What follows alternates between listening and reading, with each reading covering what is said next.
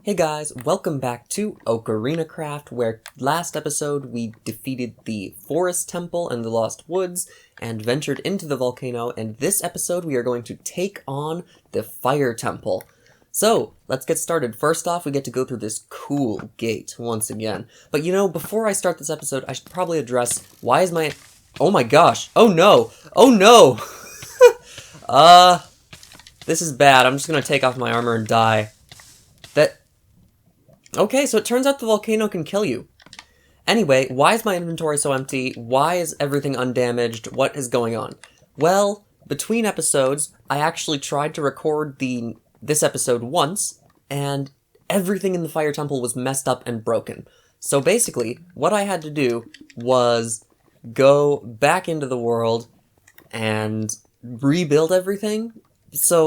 But I had already messed it up on my original save, so I just created a new save, got us back to the point basically where we would be for the Fire Temple, and then started the video. So our other save still exists, and we will go right back to it after the Fire Temple, but for now, we need to use this temporary save where the Fire Temple will work properly. So, before the volcano can kill us again, let's enter the Fire Temple through the cool, dark, dank opening ladder. So here we enter the Fire Temple, and I love the aesthetics here. Look at the magma blocks in the walls. Now, magma blocks originally weren't in console edition when I built this, but I went back and added them later, and I'm so glad I did because they add so much to how cool it looks. One thing I've never quite understood, though, is magma blocks only hurt you from the top. Like, the sides don't hurt you. That's just weird. Anyway, this is the first room where we're going to fight Fire Dancers. These are guys from Ocarina of Time. Basically, I mean, they're almost the exact same as the guys in Ocarina of Time. There's like these fire dancer guys. They look like blazes who run around the room and you defeat them. And are we really not... Okay, we did get a blaze rod, thank goodness, because we do need a blaze rod for this upcoming puzzle. Now, the reason that I keep saying the Fire Temple is one of my favorite temples is because it has an actually good puzzle that ties the monsters in with it. Now, this one, before you start, I just tell you flat out, retrieve one Ender Pearl. You have to get an Ender Pearl at this part. But unfortunately, it seems 4J Studios made Enderman a lot more skittish since I first made this map.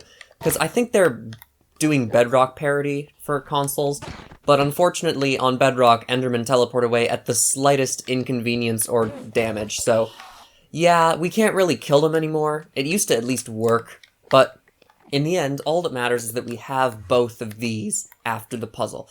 So, well, I guess not after the puzzle, we need them for the puzzle. So, this just says, and shows you an end portal frame. Now, if you're in normal Minecraft, you know obviously what to do here. You craft the blaze rod into blaze powder, make an Eye of Ender, and chuck it in there.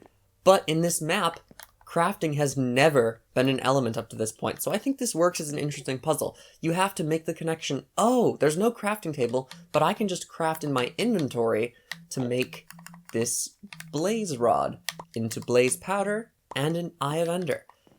And then you have an Eye of Ender to put in there. That's why I think this puzzle is cool, because it ties in two enemies, plus what you make out of them, but it never really tells you that crafting is allowed. You just have to realize, oh, I have to craft to get this to work. Now, if this unfortunately didn't work for you, this button also opens the door. But luckily, I have creative mode, so I can just show you how the puzzle is supposed to work. So this is the part where the boss is going to happen. Sleep is highly recommended. It looks like we can't sleep, so I'm just going to set my spawn point manually, because, believe it or not, this map is so old that when I made it, you could not set your spawn point manually. You had to sleep. That's why I put that sign there. So here, to Volvagia. That is the name of the dragon boss of the Fire Temple, and you probably can guess what the dragon boss is going to be in this map. It is the dragon boss in Minecraft. But, of course, weakened a little bit because this isn't straight up the Ender Dragon fight. This is a remixed, cooler version of the Ender Dragon fight where you're in a volcano core. I mean, look at this boss arena. This is by far the coolest boss in the map, just because the arena is so good. I mean, look at this. The dragon actually fights you in the arena like you would expect. The lava pools around the edges, if you get knocked, you'll die. The dragon shoots flames at you, which you can imagine as being lava, because this is like a fire dragon in Ocarina of Time. So, this is definitely the best adaptation of any boss in the map, just because the dragon matches, right? And, you know, the unfortunate thing is, you can only use the dragon once in the map. So, originally when I made this map, actually, the dragon was Ganondorf. You just got the 3 spiritual stones, and then you fought the Ender Dragon as Ganon. And there wasn't really an arena in this end, it was just I put a wall around the end towers. I think I'll show you after this fight, just because it's interesting. So, let's finish off Volvagia, though. We're nearly there. And the coolest thing happens in this level when you beat the dragon. It's not the fight itself, it's the post-fight win sequence. This is the thing that was messed up that I had to redo the map for. So the dragon dies, the XP drops, and then boom!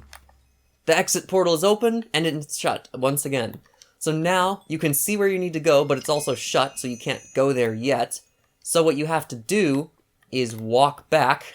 Now, I could have thought this part through better, because it's not very fun to walk all the way back, but whatever. I mean, the other option was to throw the fire medallion into the ground when you defeat the dragon, but I was kind of worried that it would fall in some lava and just burn it, because burning the fire medallion is not what you're supposed to do, but I mean, the fire medallion is easily destructible anyway, because you can just place it anywhere, since it's redstone.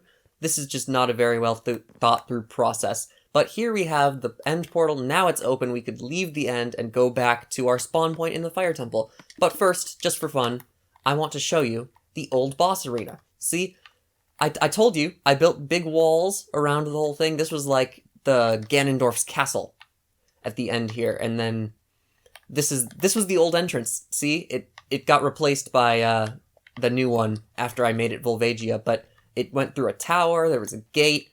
You can see what I was going for, right? It's still pretty cool, but yeah, the new one is way better.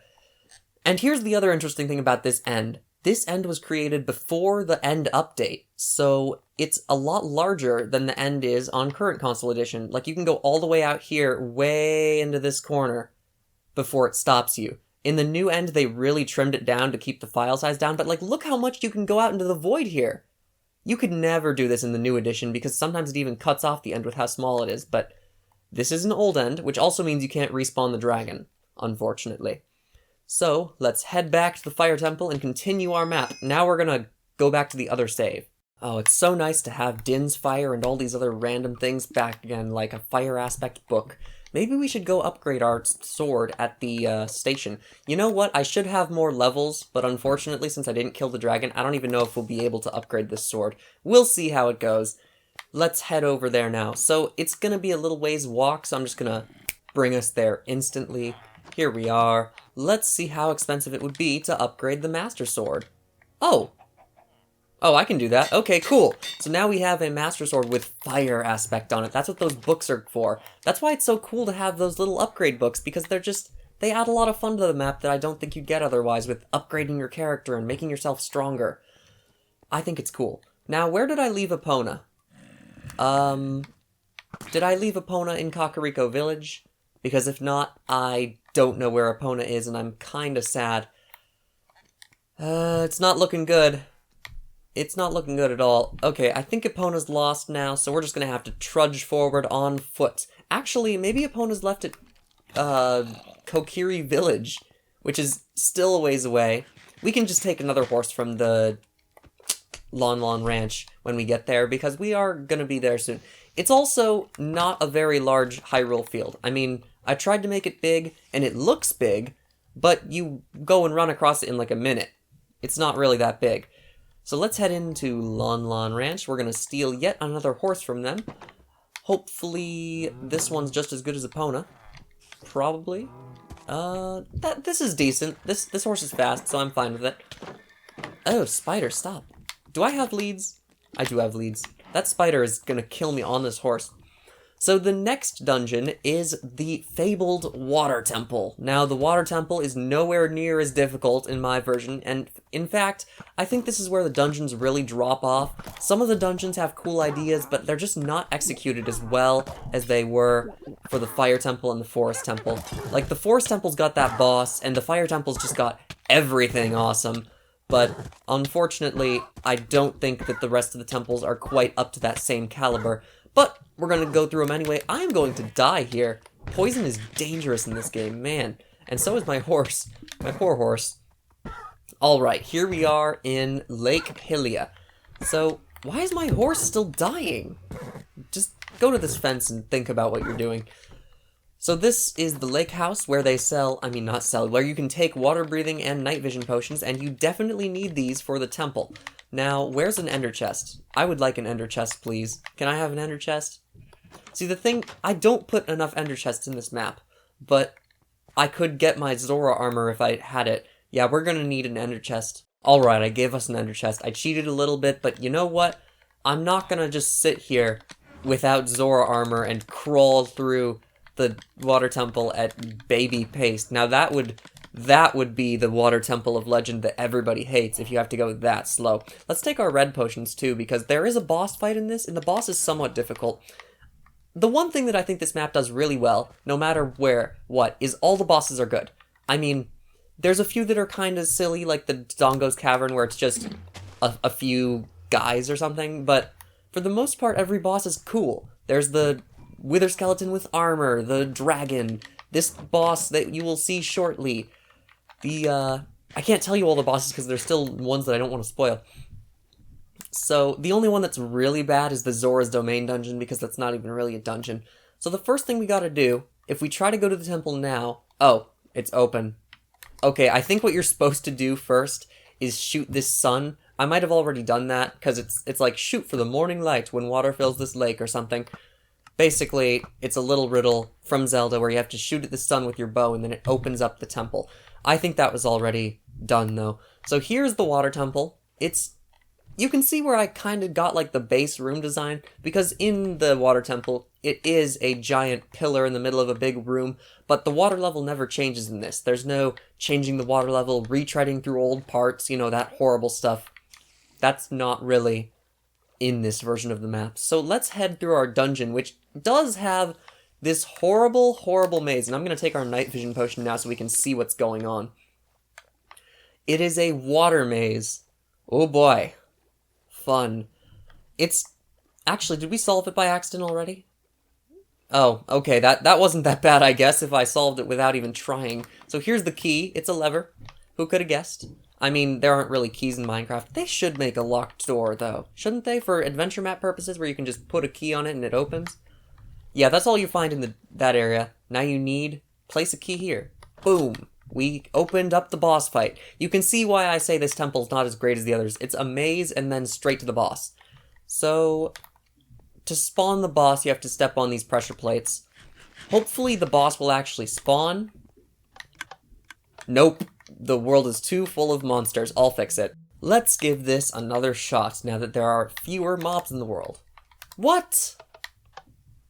Are you kidding me? Alright, I just spawned the boss myself manually because it wasn't working, and I'm very annoyed at that. It's probably just that the redstone broke by now. So what the boss fight is a bunch of bouncy guardians. Now, this is actually a lot like Ocarina of Time. The boss is this guy who sits in the water and shoots at you, and then you have to hookshot him onto land, and he bounces around, and you have to hit him.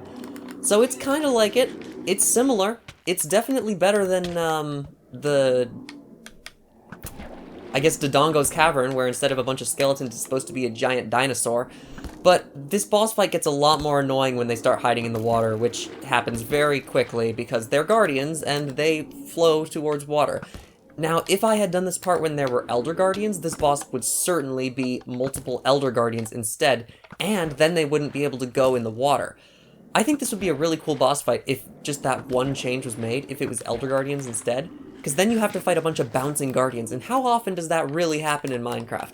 See, that's what I like about these bosses. They're not just Minecraft mobs again, they're Minecraft mobs but with a twist. They're guardians but bouncing. It's a wither skeleton but he has armor. It's a wither skeleton but there's a lava pool and you're in the overworld. It's a dragon but there's lava I guess lava is a twist I use quite often. Anyway, I think this is the last of the bosses. The bosses? The boss? Is this one boss or 8? I'm not even sure what to call it.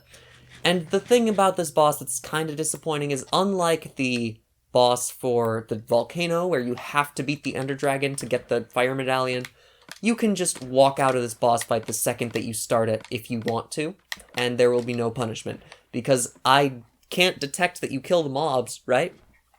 And drops are randomized, so I can't force you to drop them, but here you go, the water medallion. You get it just because you went up and spawned the boss. That's literally all you have to do to make it work. And now that we've completed 2 dungeons, fire and water, and it's been about 20 minutes, not quite, 15 more like, but close enough, I think I'm gonna call this episode quits. This was quite a fun episode. You got to see the best dungeon, and you also got to see the worst dungeon, which is this one. Yes, I do think that the Water Temple is the worst dungeon in this map, not because it's the hardest, like in Ocarina of Time, but just because it's really, really boring. So for now, I do want to tell you all, thanks for watching, and I will see you later.